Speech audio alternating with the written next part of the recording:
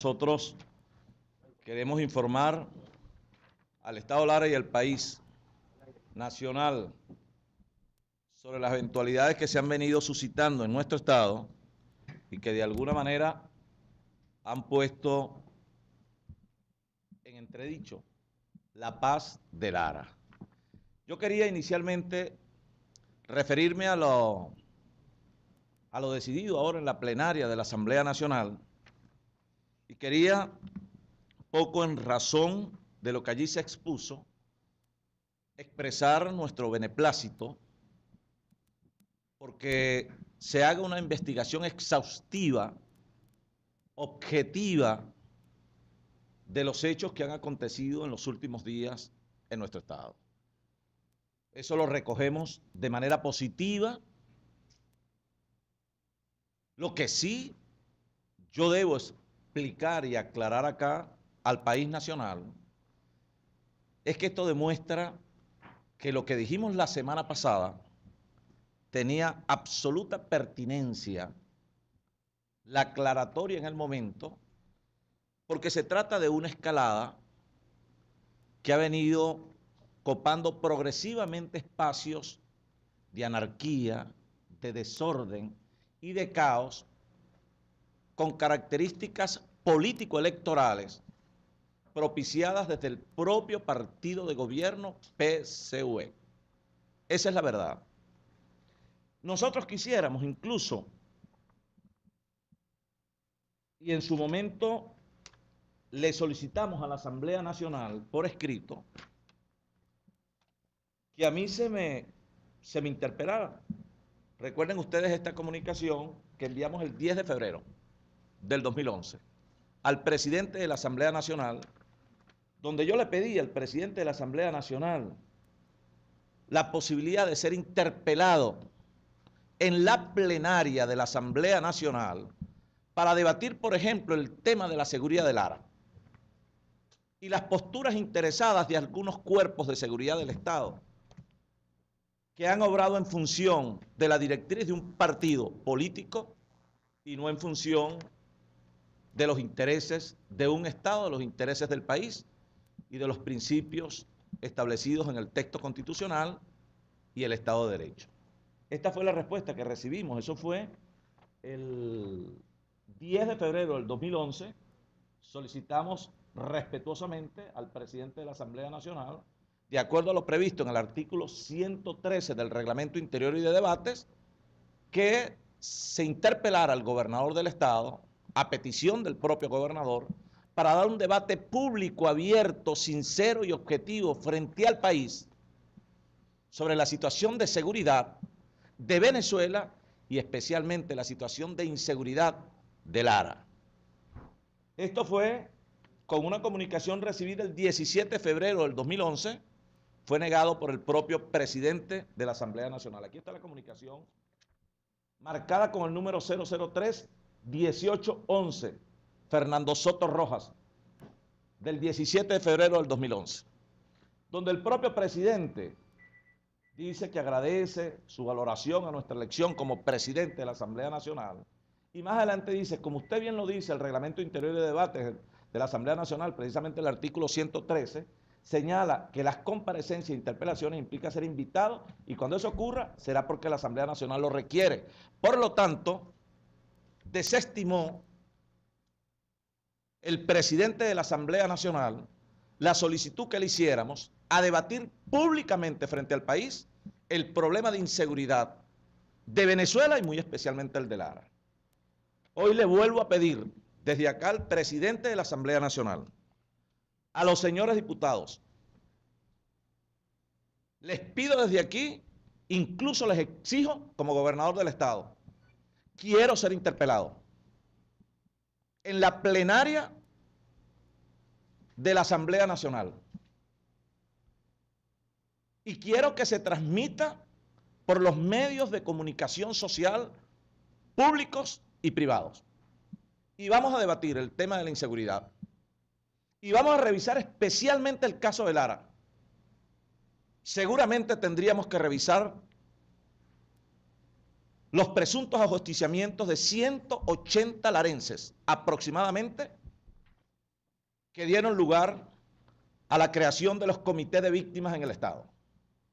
Seguramente tendríamos que revisar la masacre de Chabasquén, la masacre de Los Pocitos, la masacre de Río Claros, la muerte de los hermanos Heredias, la muerte del hijo del diputado Víctor Martínez, y seguramente tendríamos que revisar allí las razones por las cuales el narcotraficante Ferí, creo que se llamaba así, Ferí Domínguez, portaba un carné de la policía del Estado Lara en la gestión anterior. A mí me gustaría, por ejemplo, que se investigase a la policía. Estoy absolutamente convencido de que sería una excelente decisión. Y vamos a revisar la policía 10 años para acá. Y yo pido que venga una comisión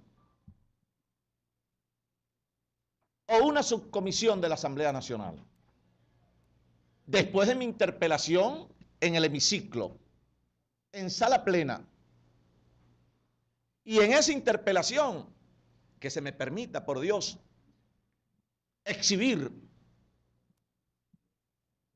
los documentos y audiovisuales que vamos a presentar para mostrarle al país la realidad de la anarquía, el desorden, el caos que propician los grupos anárquicos bajo la mirada pasiva y complaciente de las propias instituciones del Estado y bajo la orientación del Partido Socialista Unido de Venezuela.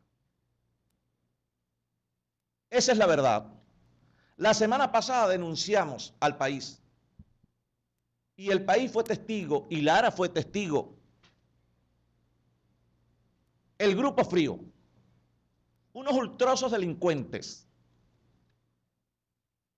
toman edificios, toman terrenos, toman viviendas, destrozan plazas y espacios públicos, se detienen y un juez seguramente temeroso por su estabilidad, por su trabajo, entonces les ofrece una medida cautelar y no pasa nada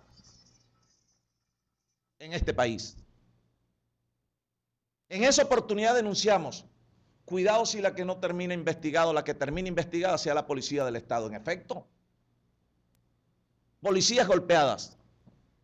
Se comprobó hasta más no poder la comisión de delitos de manera continuada. Lo dijimos aquí, protestamos de manera pacífica frente al edificio nacional, frente a los órganos jurisdiccionales y en ese y en otros espacios negada la justicia.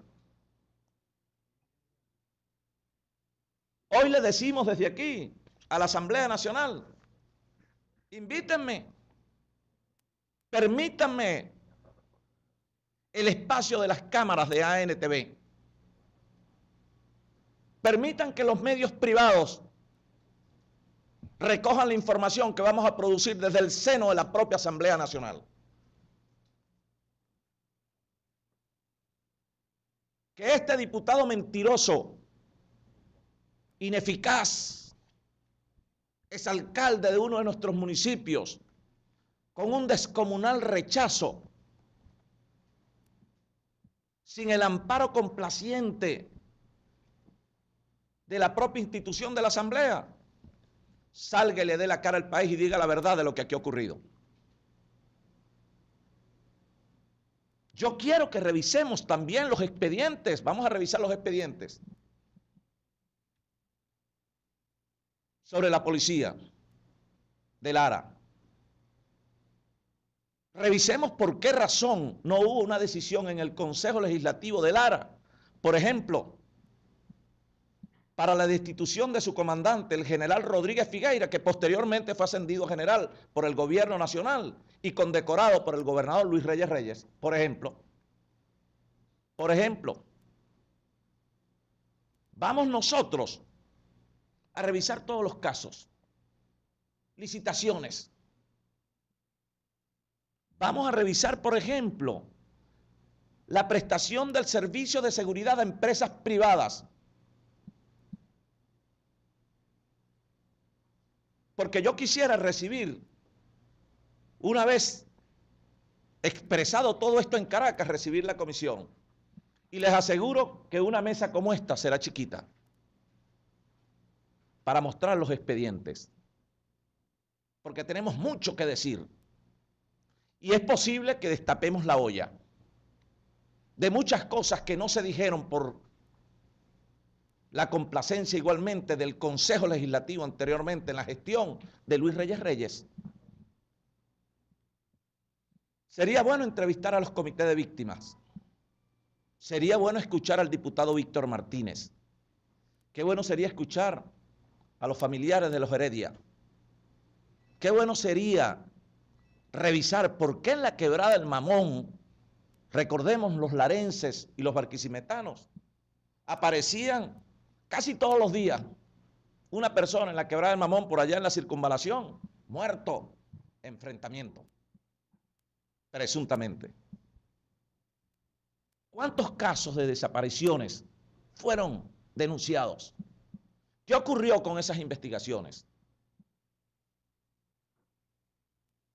Todo eso tenemos que revisarlo a la luz de la verdad. Y vamos a revisar las razones por las cuales, por ejemplo, en nuestra gestión, al inicio de la gobernación, lo primero que hicimos fue declarar la emergencia y la reestructuración del Cuerpo de Policía del Estado Lara. Aquí está el decreto, que trajo como consecuencia la destitución de 170 funcionarios policiales. Por ejemplo, el comisario Ascanio, jefe del DIAC, inteligencia de la policía, grupos cercanos al general Rodríguez Figueira.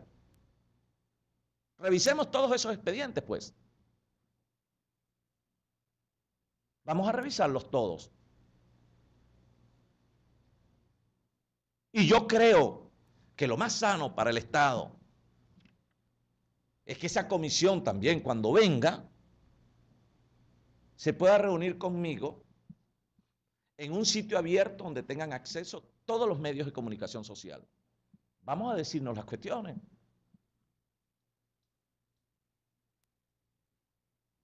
Y que podamos revisar. Ahora, en el caso que nos trae acá, y por lo cual, repito, esta es una acción continuada. Ya lo habíamos anunciado. La escalada, Grupo Frío, toma Plaza, toma el NSTV, toma el CRAN. Pero por Dios, díganme ustedes, ¿dónde hay una sola decisión de un tribunal? Hemos demostrado hasta la saciedad que son bienes propiedad del Estado. Grupos anárquicos armados, ¿dónde quedaron aquellos grupos que tomaron la casa del estudiante o la casa del profesor en el Politécnico? Armados. ¿De dónde salían las armas? ¿De dónde salían las bombas lacrimógenas que utilizaban el Grupo Frío cuando tomó el CRAN? ¿Y qué ha ocurrido con NSTV? ¿Dónde está la denuncia sobre la Plaza La Mora? Un bien público. ¿Qué ocurrió recientemente? ¿Quién no es testigo de la toma del edificio Río, aquí en la avenida Vargas? El desorden, el caos de estos grupos. Pero es más fácil, por supuesto, si los números no dan, porque no dan los números, la reunión a la cual me refería anteriormente, que se llevó adelante acá en Lara, con la participación de 2 oficiales de las Fuerzas Armadas. El objetivo, Henry Falcón. Hay que inhabilitarlo. ¿Cómo hacemos para que gane Reyes? ¿O para que gane Julio Chávez?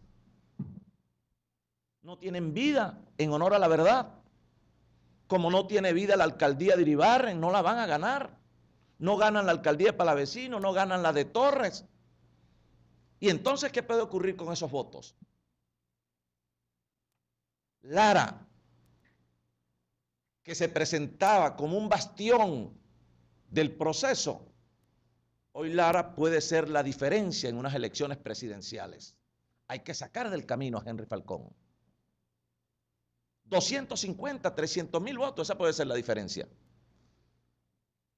Por eso, estos grupos, lo que ustedes están viendo allí, anárquicos, eso no existe en ningún país verdaderamente democrático, donde se respete la Constitución y el Estado de Derecho. Esto no ocurre. Ahora, yo quiero que tú me muestres, para entonces referirme al caso que se suscitó recientemente en Hidrolara. Esto no es nuevo tampoco. Yo les voy a mostrar un video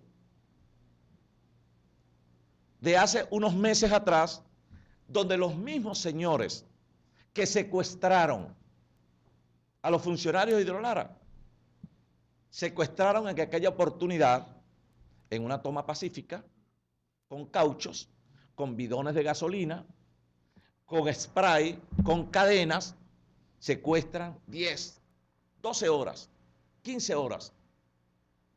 Eso no se puede permitir, por Dios. Ah, porque si yo me voy para Caracas, entonces le caigo a piedra a Miraflores, porque Chávez no nos entrega los recursos que le son propios a las gobernaciones. Eso no se puede permitir. La violencia. Se extralimitan bajo el amparo del propio gobierno nacional. Digo que esto es continuado, porque esto que vamos a ver ahora no es la de ahorita, ya la vamos a diferenciar, pero es el mismo método, la misma acción. Entonces resulta que ahora el investigado es el gobernador y la policía. Pero podemos decir lo que estamos diciendo, porque no van a tener un elemento probatorio que incrimine a la Fuerza Armada Policial, ni uno, en estos hechos. No lo tienen.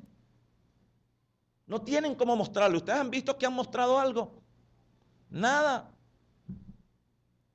Y ya les voy a explicar los procedimientos. Vamos a ver este video de un secuestro que se suscitó en la misma Hidrolara hace exactamente unos 3 meses atrás. Vamos a ver.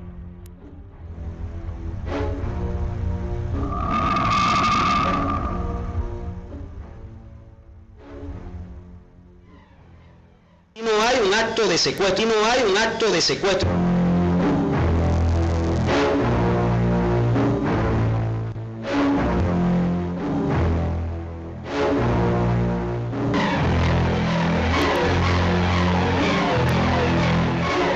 Dicen también que nosotros no han impedido, no han secuestrado a las empresas cuando los trabajadores estaban fuera y pueden entrevistarlos uno a uno, donde aquí se les ha limitado la salida y la entrada libremente. Trancan la taquilla, que es nuestra fuente de ingresos. De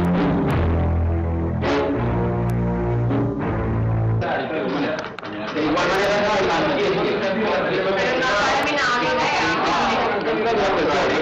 pero que igual como ustedes no graban a nosotros.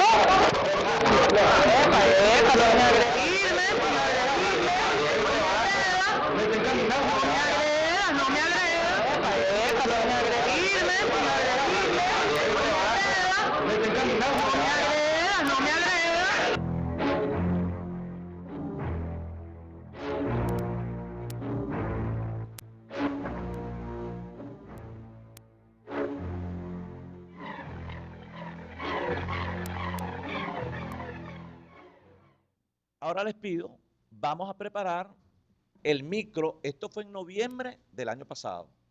Administración del ingeniero Osvaldo Rojas. Vamos a ver ahora el micro en esta administración. Ahora, el micro que refleja los hechos que acontecieron en el secuestro que hubo en la empresa hidrológica y que de alguna manera muestra la verdad. La realidad que es prácticamente para ellos imposible de desvirtuar. Vamos a ver. Ok, fíjense. Nosotros además de eso, hemos planteado, y yo les decía hoy a los diputados, al diputado Ismael García, le decía, bueno, está bien, que me inviten. También tendríamos aquí, les repito, una mesa más grande que esta, para que revisemos todos los expedientes de la policía. ¿Queremos adentrarnos al tema? Vamos a darle. Vamos a revisarlo. Repito, vamos a revisar los ajusticiamientos, pues, presuntamente. Las desapariciones. Vamos a revisar las masacres. Vamos a revisar, por ejemplo, ese caso, la vinculación de un excomandante de la policía con un narcotraficante, presuntamente. Vamos a revisar, además de las masacres, los casos de abuso sexual, presuntamente, en el cuerpo de policía del Estado Lara y reflejado también en los expedientes que maneja el Comité de Víctimas. Vamos a revisar el caso de la Caja de Ahorro, creo, del Mercal, las licitaciones, la empresa de vigilancia, la seguridad privada, a empresas privadas. Vamos a revisar el caso, un caso de falsificación de firma del propio gobernador del momento. Vamos a revisar con estadísticas comparativamente niveles de violencia, año 2008 hacia atrás, todo el control de los cuerpos de seguridad del Estado. Vamos a hacer un comparativo con el ahora, donde el problema prácticamente se ha convertido en un virus nacional. El problema de la inseguridad no es exclusivo del Lara. Es un problema que obedece a un conjunto de variables que están más en la resolución del Ejecutivo Nacional que en los propios gobernadores. En el caso del Lara es imposible, ni siquiera una llamada telefónica, un cuerpo de seguridad del Estado. Es imposible.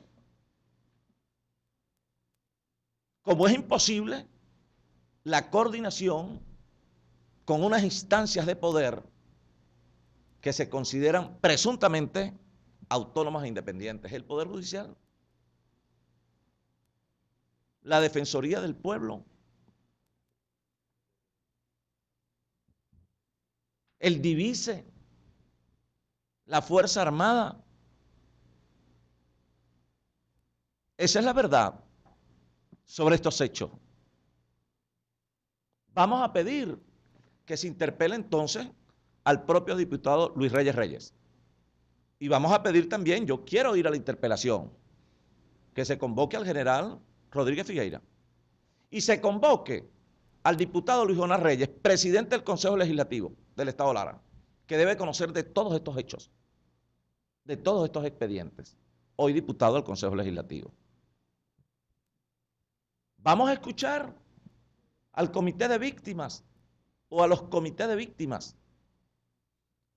Vamos a revisar exhaustivamente si hay un solo elemento que permita objetivamente señalar a un solo funcionario policial en la toma violenta de Hidrolara, la más reciente, la de esta semana, que terminó.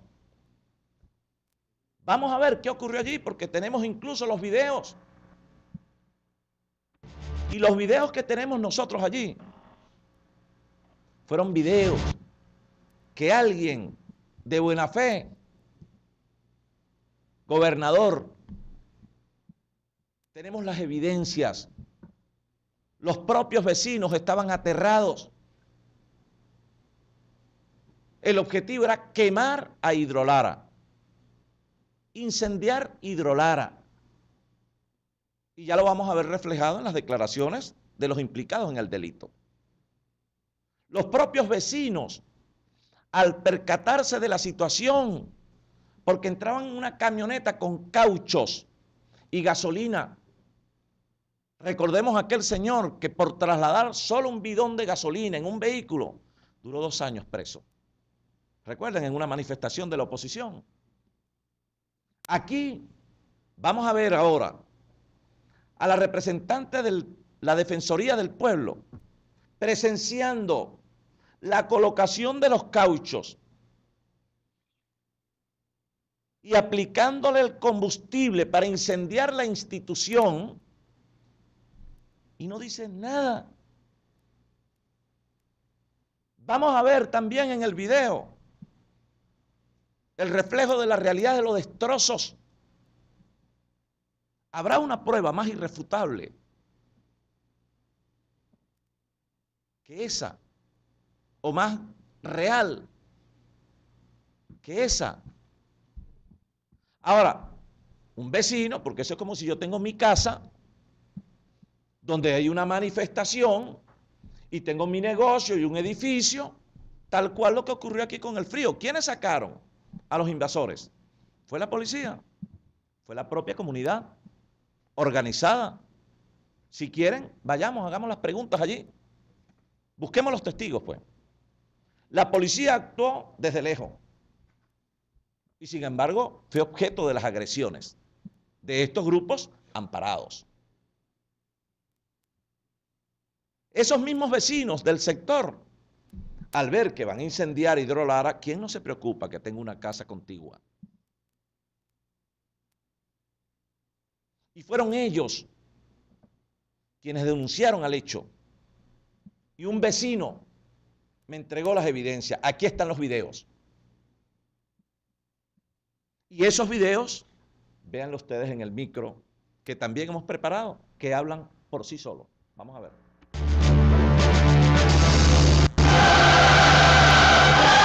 A través de la violencia, la anarquía y la intolerancia de grupos vinculados con el Partido Socialista Único de Venezuela, nuevamente arremetieron contra la gestión del gobernador Henry Falcón. En esta oportunidad, y por tercera vez en menos de 7 meses, integrantes de la comuna Ataroa irrumpieron de manera sorpresiva y violenta en la sede de la empresa hidrológica regional, Hidrolara, y secuestraron a sus trabajadores por más de 8 horas, usando cadenas, amenazando y agrediendo verbal y físicamente al personal. Aquí no sale nadie, claro que sabemos que yo hago responsable yo. Aquí no sale nadie. Y cerrame la puerta ya que nadie salga, nadie. Si no, vamos a meter candela esta vez. Chicos, aquí nadie va a salir en esta ya le quemo el carro.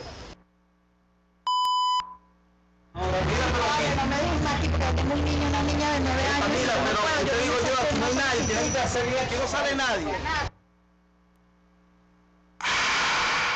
Desde bien temprano, los cabecillas del grupo tenían claro el objetivo. Ya son las 2:45. Ya son las 2. Yo trabajo ya hasta las 4. Nosotros hoy, ¿qué vamos a hacer? Hoy vamos a echarnos un pico para este porque somos poquitos, ¿qué está claro? El día lunes, si vamos a ir con toda la herramienta, pero no vamos a lugar, corremos esa vamos a pelear, vamos a echar por pie. Durante el secuestro, miembros de la comuna Ataroa golpearon al personal de vigilancia. Algunos trabajadores tomaron posesión de las llaves y trancaron todas las puertas de acceso al edificio principal.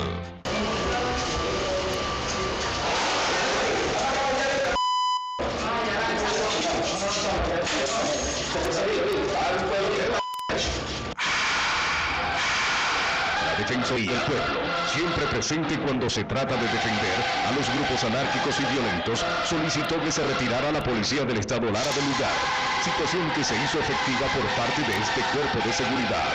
Luego, vino la destrucción de los bienes del Estado.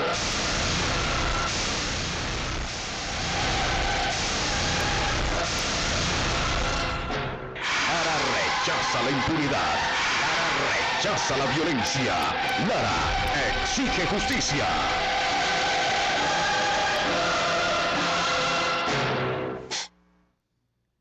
Bien, entonces yo creo que estas imágenes y estos sonidos hablan por sí solos.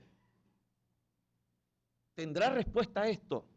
Nosotros esta semana, aquí está la denuncia, donde se hacen las denuncias ante el Ministerio Público. Esto se hizo 23 de mayo. Fue recibido en el Ministerio Público. La denuncia creo que fue hoy, ¿no? Hoy, ayer hicimos la denuncia. Ahora, esperamos. Ojalá, ahora díganme ustedes, ¿hay pruebas o no hay pruebas? ¿Están dadas las condiciones para que aquí actúe la justicia o no? ¿O es al contrario? La justicia entonces rebota y se va al abordaje interesado políticamente. Es la policía, el gobernador. No obstante a ello, nosotros estamos de acuerdo en que, bueno, que venga la comisión, vamos a investigar a la policía. De acuerdo, bienvenido, pues. Vamos a investigarla de 10 años para acá. Vamos a investigar todos estos hechos, todos estos delitos que han ocurrido en el marco de una gestión irresponsable. Y vamos a ver qué ha ocurrido en esta gestión. Yo por ello reitero, y esta vez esperamos recibir respuesta del presidente de la Asamblea Nacional, se nos permita acudir en condición de interpelado a la plenaria de la Asamblea Nacional con la posibilidad de exhibir nuestra documentación audiovisual que demuestren cuál es la verdad de los hechos en Lara. Me permitan presentar un resumen general, cronológicamente, de todos los hechos que quisiéramos se investiguen de la policía de Lara. Solicitamos igualmente que se traslade una comisión o una subcomisión de la Comisión de Política Interior de la Asamblea Nacional a nuestra entidad. Se me escuche como gobernador y en la medida de lo posible que esa entrevista sea en un lugar abierto con la presencia de todos los medios de comunicación social, sin excepción, y donde podamos revisar caso a caso y elemento tras elemento el soporte de la denuncia que hemos hecho ante los órganos jurisdiccionales. Revisemos exhaustivamente la realidad de Lara, de manera tal que recibimos con beneplácito la decisión de la Asamblea Nacional de designar a la Comisión de Política Interior para que investigue los hechos de Hidrolara. Lo único que pedimos es que la comisión sea plural y que además recoja la verdad verdadera y no la verdad interesada, la verdad política. Y en ese caso nos suscribimos completa y absolutamente a la orden para prestar toda la colaboración en los términos que se nos exija de manera transparente para que surja, repito, la verdad objetiva. Eso queríamos aclarar en esta conferencia de prensa y además seguir alertando al pueblo de Lara para que estemos atentos. Se procura jugar con la paz y la tranquilidad de Lara. Repito, por razones político-electorales. El temor a la pérdida de espacios y el temor a un escenario que de alguna manera muestre un revés en los procesos electorales venideros, específicamente en el año 2012. Muchas gracias.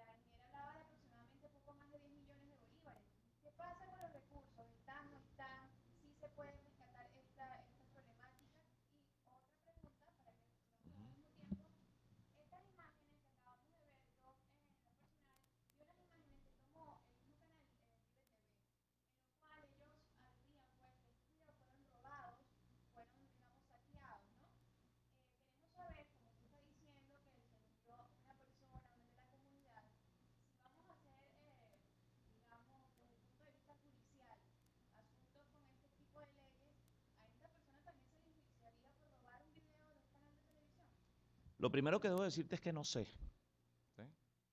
Porque no sé si eso que dijo Vive TV es verdad. Lo segundo que debo decirte, y quizás en esto nosotros los venezolanos también estamos obligados, mi amor, a enterarnos. Una vez decía Chávez hace mucho tiempo, tenemos que conocer sobre petróleo.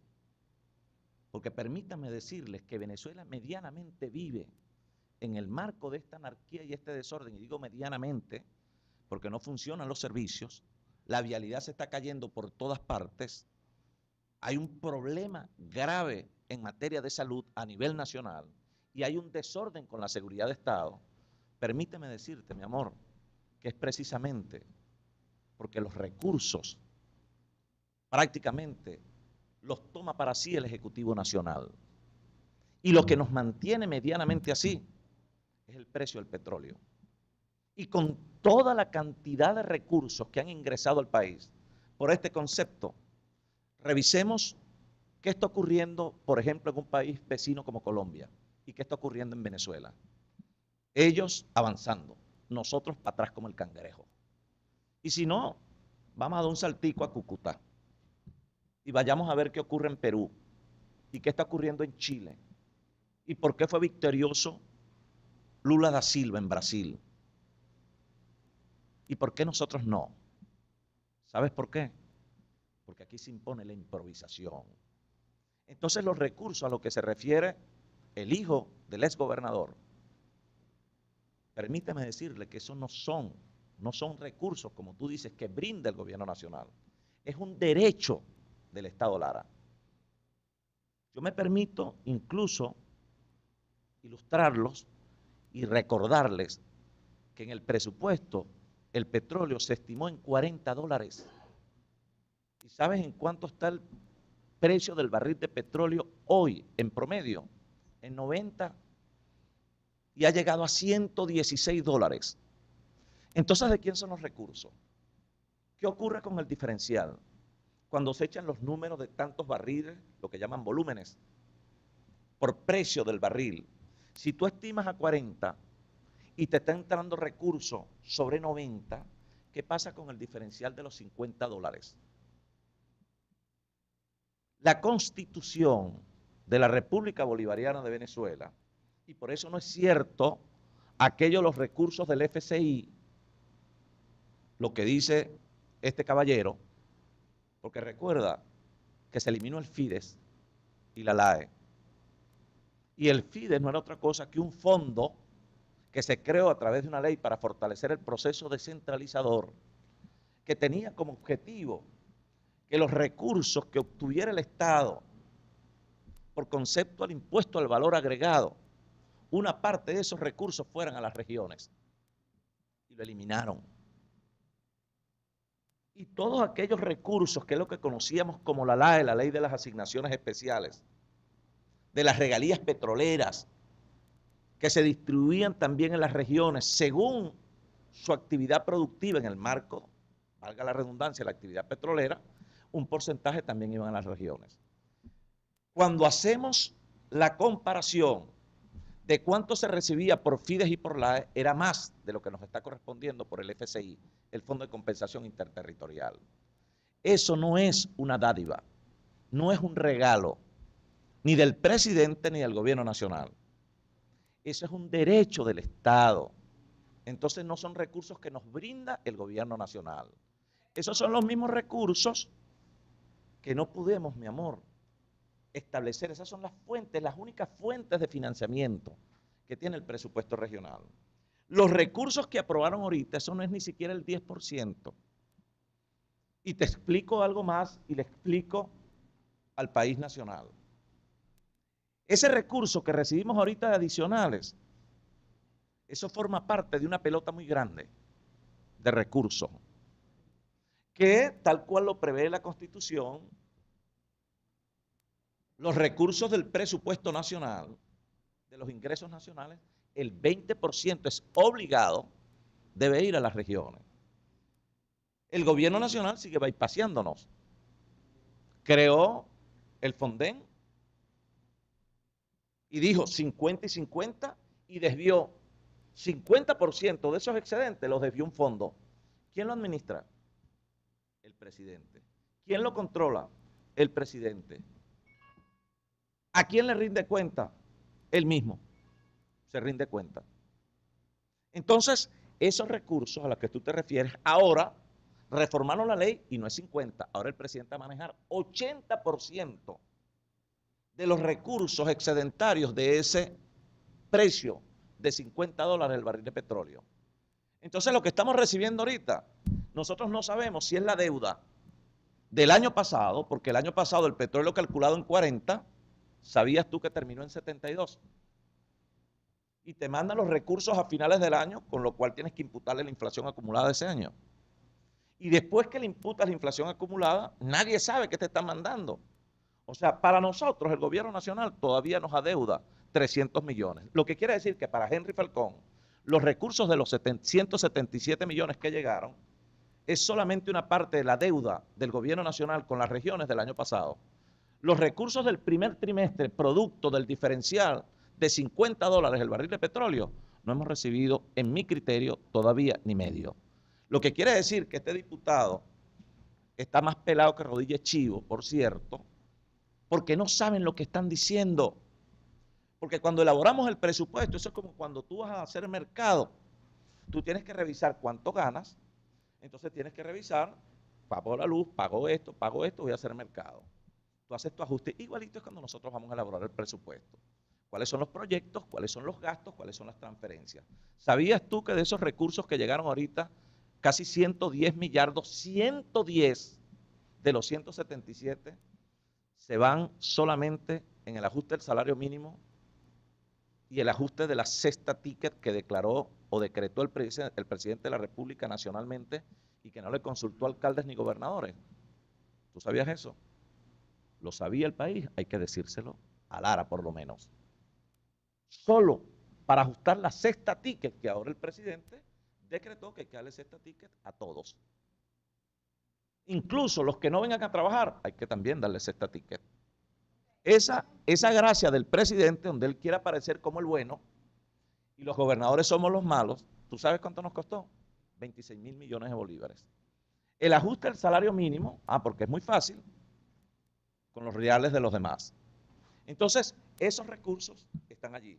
Y los recursos del FIDES y del AE, que anteriormente nosotros lo planificamos en el presupuesto, es a lo que se refiere este caballero de los 173 millardos de bolívares FCI. Eso no es otra cosa, eso es nada extraordinario, ni es un regalo de Chávez, eso es mentira. Esos son recursos, lo que anteriormente era FIDES y la AE, que ahora, por cierto, es menos de lo que hubiésemos recibido si existiera FIDES o la AE. De tal manera que no es una dádiva, no es un regalo. Ese es un derecho de los larenses que incluso si el petróleo lo estimasen a principios de año, en vez de 40, por lo menos en 70, nosotros en vez de recibir esos recursos, ahorita vía créditos adicionales, lo incorporaríamos al presupuesto y te aseguro que tendríamos menos problemas con la vialidad, menos problemas con los trabajadores, y esto no es un problema exclusivo de Lara.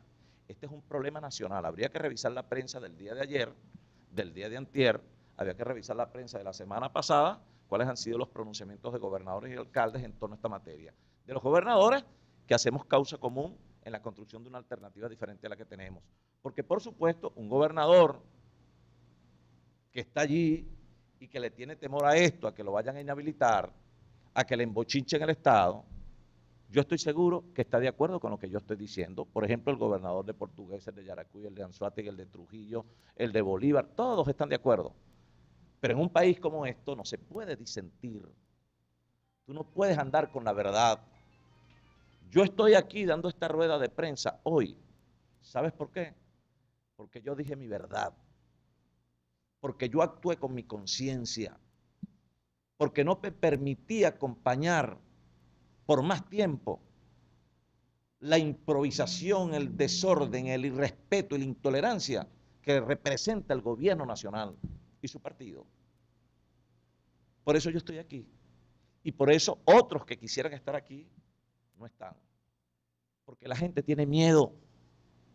Porque los gobernadores tienen miedo. Porque hay mucha gente del Poder Judicial con miedo de todas las instituciones, incluso hay mucha gente de medios de comunicación con miedo. Porque pudiera ser que yo diga algo aquí, como ocurrió en el Zulia. Yo di una declaración hoy, fui a un programa, y al día siguiente tienen al CENIAT. Y después los visita una comisión de CONATEL. Y ustedes saben que estoy diciendo la verdad. De tal manera que se trata de eso, de decir verdades, sin miedo. Ese es uno de los graves problemas de Venezuela. El miedo y, por otra parte, la mentira, la manipulación, la ineficacia que viene dada por la improvisación. Por eso te ponía el ejemplo, el saltico a Cúcuta y la comparación con otros países de Sudamérica que pueden darnos un tremendo ejemplo de lo que es no solo democracia, sino también desarrollo y respeto a la institucionalidad.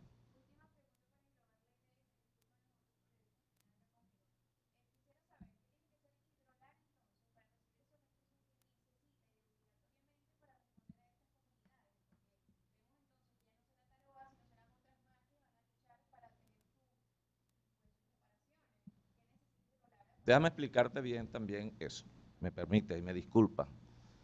El problema de las ciudades no lo podemos reducir exclusivamente a eso, no, que no son 1.000 millones ni son 2.000. Si quisiéramos resolver el problema de cloacas de Lara, ¿tú sabes cuánto requeriríamos? 700.000 millones de bolívares. Si quisiéramos resolver el problema de drenajes de Barquisimeto y de Lara, pudiéramos estar en el orden de los 800.000 millones de bolívares. Y ese problema no es exclusivo de Barquisimeto, es un problema nacional. Ahora, por primera vez en muchos años, cuando hace la distribución del presupuesto, Hidrolara creo que tiene una inversión de 109.000 millones de bolívares, por primera vez en muchos años. Contando solamente con la fuente de financiamiento gobierno regional. Anteriormente, el Ministerio del Ambiente le suministraba recursos a Hidrolara, ahora no. ¿Por qué? Bueno, porque el gobernador piensa diferente. En cualquier otro país eso no existe. Entonces no es. El caso de la Caruceña, ¿tú sabes cuánto cuesta resolverlo? 80.000 millones. Y en el caso de Ataroa, permíteme decirte que hay un convenio. Y el convenio se venía cumpliendo. Y ya habían ejecutado 800 millones. Y ahora le íbamos a inyectar 2.000 millones más. Y eso se hace de manera progresiva. Pero tú sabes cuál es la regla para eso. El diálogo, la concertación, el entendimiento como ciudadanos en una mesa. No la violencia que tú viste en las imágenes. Eso no se reclama con cauchos y gasolina, ni con cabilla. Eso se reclama con la palabra y con la conciencia, inteligentemente, como debemos actuar los ciudadanos.